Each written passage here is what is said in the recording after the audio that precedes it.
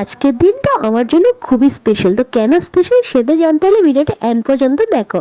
তো hello viewers, welcome back to my channel. তো সকালবেলা উঠে দেখো বাড়িতে তোড়জোড় শুরু হয়ে গেছে, একটা ছোটো মোটো প্যান্ডেলও হয়েছে, আর দেখো রান্নার লোক চলে এসছে।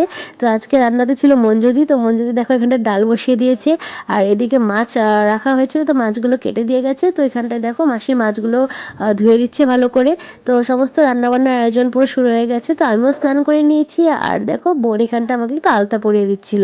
তো আমি আজকে একটা ইয়েলো শাড়ি পরেছি। সবাই বলছিল যে আজকে মনে হচ্ছে আমার গায়ে হলুদ। তোমরাও কি সেটাই ভাবছো যে আমার গায়ে হলুদ, নতুন করে আমার বিয়ে হচ্ছে? আরে না না। তো এবার দেখো পণ্ডিতজি চলে এসছে। তো এখানটায় আমার রিচুয়ালগুলো হচ্ছিল।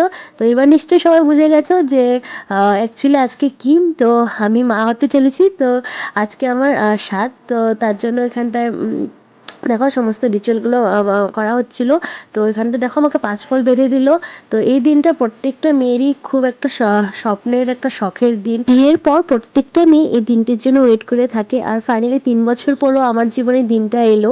তো তারপর সমস্ত রিচুয়াল কমপ্লিট হওয়ার পর এবার আমি একটু রেডি হতে যাবো। আর এদিকে দেখো আমার ডেকোরেশনটা কমপ্লিট হয়ে গেছে। ডেকোরেশনটা আমি চুজ করেছিলাম, কেমন হয়েছে একটু কমেন্ট করে জানিও তো।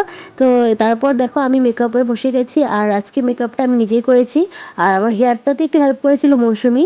তো ফাইনাল লুকটা কেমন লাগলো সেটাও কমেন্ট করে জানিও তো। রেডি হয়ে এবার আমি চলে এসেছিলাম এখানটায় খাবারের জায়গা। আর এখানটায় দেখো আমাকে অনেক কিছু খেতে দেওয়া হয়েছিল। তো এতদিন ধরে আমাকে পায়েস খেতে দেওয়া হয়নি। আমি তো সকাল থেকে ভাবছিলাম যে আজকে অনেক পায়েস খাবো, কিন্তু এন্ড অফ দ্য মোমেন্ট কী হলো বলো তো, এত মিষ্টি হয়ে গেছিলো যে আমি খেতেই পারছিলাম না। তো খাবারগুলো এখানে সুন্দর করে সাজিয়ে দেওয়া হয়েছিল, দেখেই ভালো লাগছিল আর খেতে ইচ্ছে করছিল না। তারপর দেখো এবার সবাই আমাকে পরপর করে আশীর্বাদ করছে। আমার বাবা, আমার মা, মিমু, আমার শাশুড়ি মা, পিসি শাশুড়ি সবাই মিলে আশীর্বাদ করছিল। আর যারা যারা আমার ভিডিও দেখছো, গুরুজনরা, তোমরা আমাকে আশীর্বাদ করো যেন আমার বাচ্চাটা খুব ভালো করে পৃথিবীতে আসে।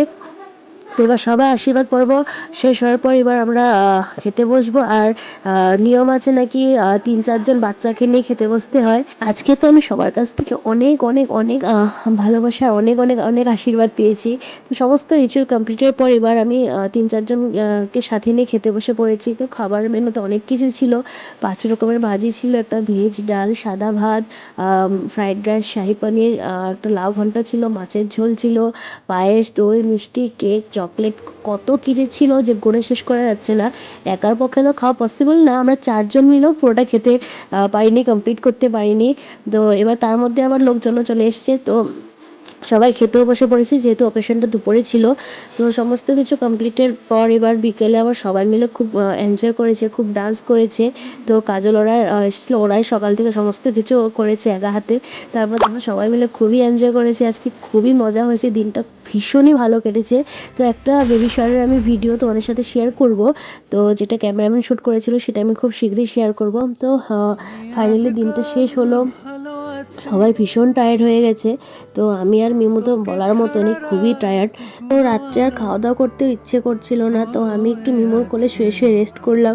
তো মিমু আজকে বেচারা খুবই টায়ার্ড হয়ে গেছে। তো গাইজ ভিডিওটা আজকে এখানটায় এন্ড করছি। ভিডিওটা কেমন লাগলো অবশ্যই কমেন্ট করে জানিও, ভালো লাগলে একটা লাইক করে দিও, আর চ্যানেলটাকে সাবস্ক্রাইব করতে ভুলো না। Thanks for watching, by.